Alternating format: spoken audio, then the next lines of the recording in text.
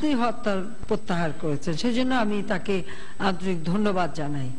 এবং সেই সাথে সাথে আমি আহ্বান করি যে উনি হরতাল প্রত্যাহার করেছেন, এখন আমি ওনাকে আহ্বান করব যে আসেন আমরা বসি, আলাপ আলোচনা করি, আপনাদের কি দাবি দেওয়া সেটাও আপনারা বলেন, যেখানে বসতে চান।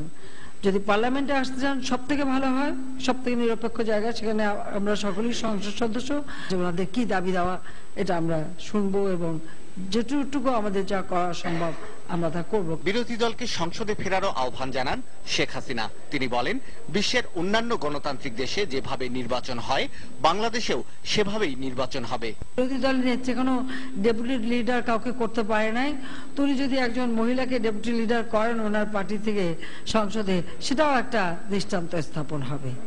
কাজে আমি ওনাকে অনুরোধ করবো যে উনি একটু পার্লামেন্টে আসুক, অন্তত একটা ছবি আমরা 3 জন মহিলা নারী ক্ষমতায়নে যে একটা অভূতপূর্ব দৃষ্টান্ত আমরা সৃষ্টি করেছি, সেটার একটা সাক্ষী থাকুক।